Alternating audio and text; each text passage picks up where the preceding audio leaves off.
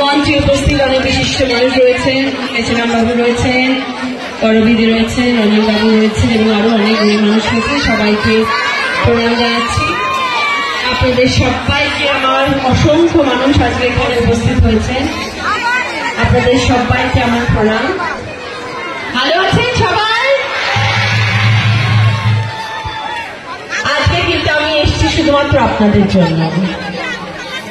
হুগলির মাটিতে আমি পা রেখেছি শুধুমাত্র আপনাদের জন্য, আপনাদের পাশে থাকার জন্য। আমি নারী শক্তিতে বিশ্বাসী, তাই আমি দিদির পাশে আছি। দিদি হচ্ছে নারী শক্তির প্রতীক। আমি সবসময় মনে করি যে একা কোনো কাজ কিছু করা যায় না, সবাইকে ঐক্যবদ্ধ হয়ে একসাথে যে কোনো যুদ্ধ জয় করা যায়।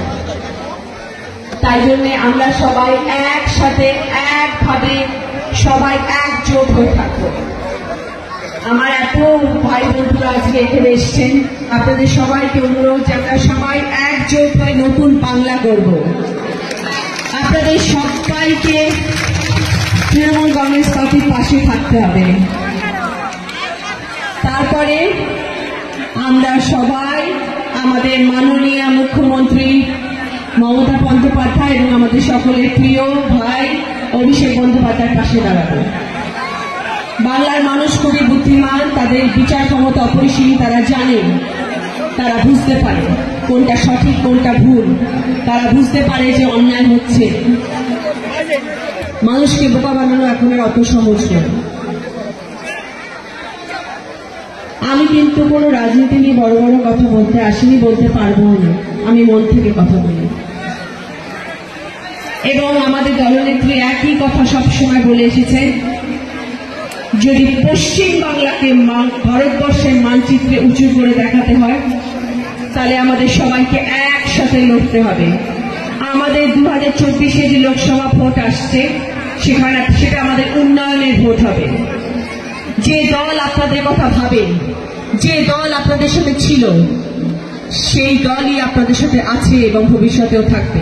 সেই দলকে আপনাদের সমর্থন করতে হবে। তৃণমূল কংগ্রেস পার্টিকে আপনাদের সমর্থন করতে হবে, দিদির পাশে থাকতে হবে, অভিষেক বন্দ্যোপাধ্যায়ের পাশে থাকতে হবে। আমরা সবাই মিলে এক নতুন পশ্চিম বাংলা করব। কিন্তু একা কখনো রাজনীতি হয় না, একা কিচ্ছু করা যায় না, একা উন্নয়নও হয় না। আমরা সবাই মিলে যদি সেই স্বপ্ন দেখি, আমরা সবাই যদি চাই যে আমাদের পশ্চিম বাংলার প্রতিটি জেলা আজকে উন্নত মানের হবে, আমি জানি বাংলার প্রতিটি মানুষ তাই চান। আমাদের লোকসভা ভোটে এবারে ভোট দিতেই হবে জোড়া ফুলে এবং আমাদের দিদিকে জয়ী করতেই হবে। তৃণমূল কংগ্রেস পার্টিকে আমাদের জেতাতেই হবে। সবাই সাথে আছেন তো? পাশে থাকবেন তো? মমতা বন্দ্যোপাধ্যায়কে ভালোবাসেন তো? অভিষেক বন্দ্যোপাধ্যায়কে ভালোবাসেন তো?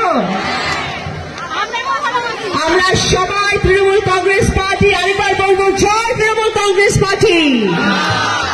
এতদিন আমার টিভির পর্দায় দেখেছেন, এখন সামনে দেখতে পাচ্ছেন। যখন জয়ী করবেন তখন ঘরে পাবেন, কথা দিলাম ঘরে পাবেন। আমায় সবাই জিজ্ঞেস করেন, তুমি রাজনীতিতে আসলে তোমার এত কাজ, এত টিভি পর্দায় কাজ করো, নিজের ব্যবসা আছে, সংসার আছে, ছেলে আছে, তুমি রাজনীতি করবে কিভাবে, সময় দেবে কিভাবে? কারণ এটা সময় সাপেক্ষ কাজ।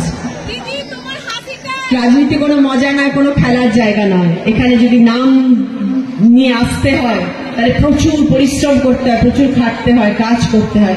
অনেক সাংবাদিকও প্রশ্ন করেছেন, আমার বাড়ির লোকও প্রশ্ন করেছেন আমাকে। আমি কিন্তু একটাই